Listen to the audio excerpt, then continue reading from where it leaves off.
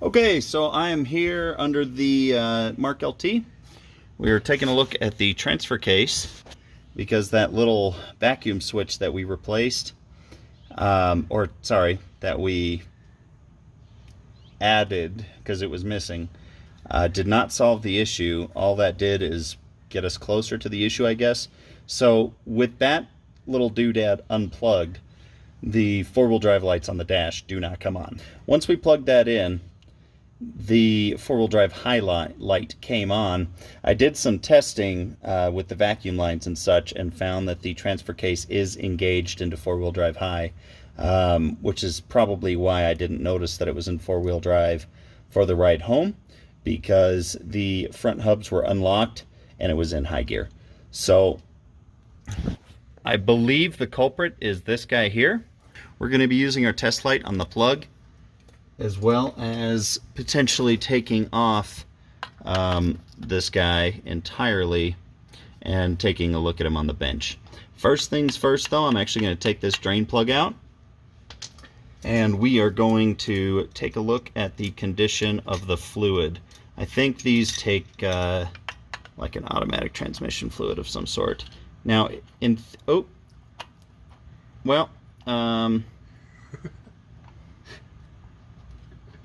we got a problem.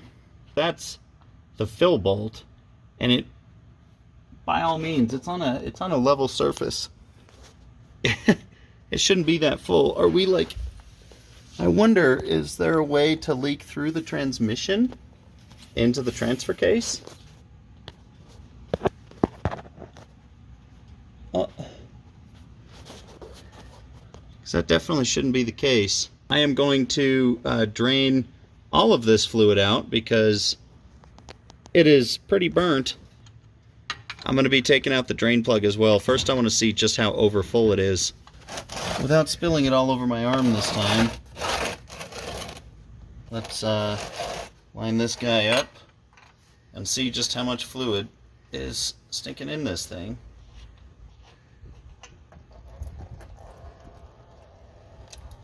And boy, is it dark. And boy, is there a lot.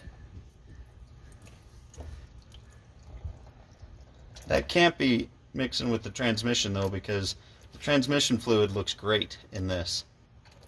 So somebody severely overfilled this transfer case, I think, unless I am mistaken.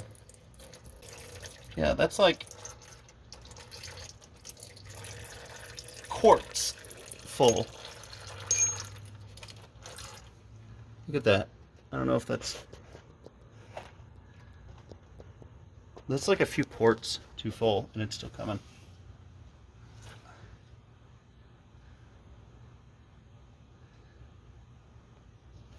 Well, that is unfortunate. I wonder if somehow, I was reading online and people were saying that that can cause, or the fluid condition can cause an issue. I wonder if somehow that's interfering with this little motor.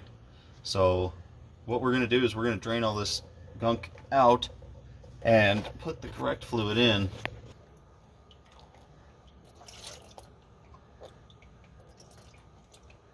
That fluid doesn't look great.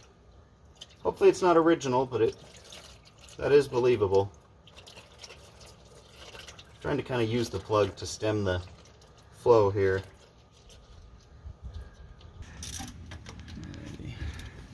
Well, I'm taking off. There's one bolt that holds this yoke or whatever the hell it is, that holds this on, that also serves as a ground. So my transfer case is all clean though and ready for the motor to come off. That should be it.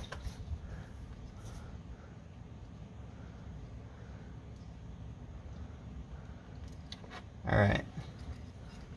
Our ground.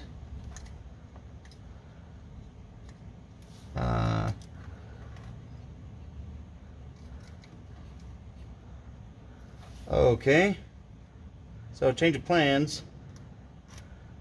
This wire goes well into the transfer case. I'm not taking this thing off to undo whatever the hell that does.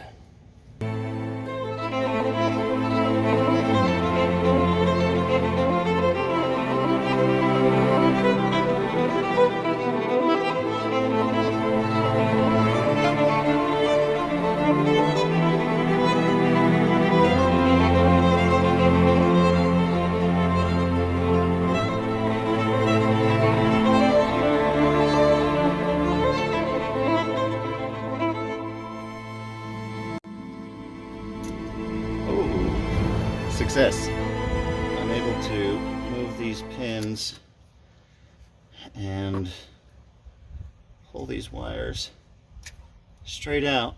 Okay, remember this for me, camera. Brown went on top. There, now we can remove this and take it to the bench. It's about time. What a pain in the butt. It's time for a frozen root beer break. Doesn't that just look delicious? Well, I found the issue. You see it? Can you see it? This little magnet guy is busted. So here's what I'm going to try to do. It's possible for this to continue to work without this section because the entire magnet piece did not break off and the other one is completely intact. Plus, it doesn't ride on the magnets, it rides on this bearing on the end, which feels great still. So what I'm going to do is I'm going to clean all this magnet material off, clean all the magnet material out of this. And this grease is also real toasty. It's real thick, you know? It's like Play-Doh.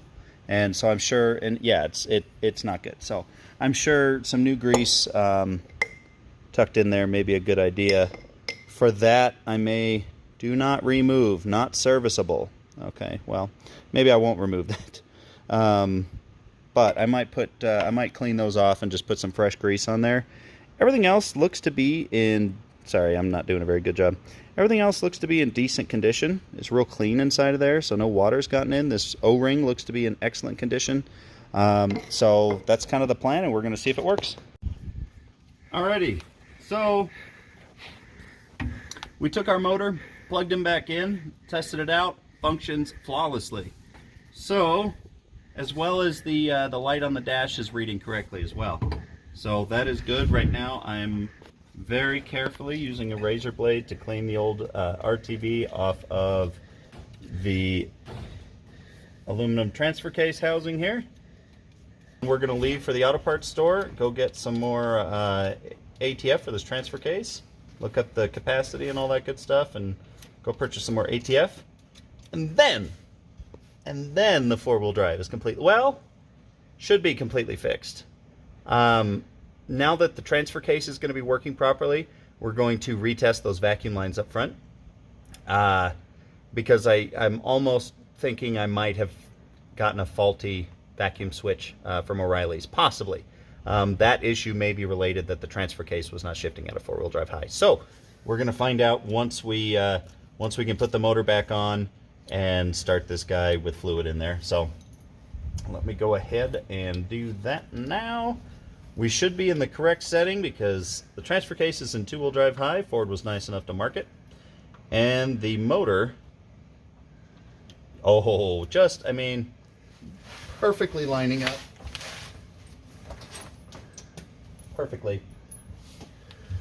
All right, let's put this guy on there. Oh, look at me. Forgot the RTV. I got so excited. RTV's on there. Let's get this guy in. Once again, what a beautiful fit.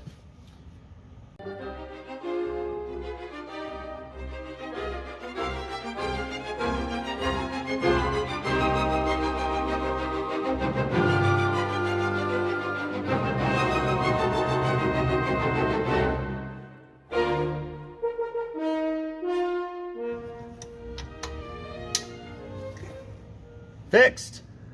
For reals this time. Okay. Great news! Four-wheel drive is all fixed. So we replaced the transfer case fluid with brand new Motorcraft fluid. We also tested the vacuum dealy bob there to switch on the locking hubs. Works flawlessly. The transfer case switch now, the little mechanism, the actuator, works excellently. Everything is working exactly as it should be with no issues whatsoever. So now our plan is to tackle the now broken DVD player.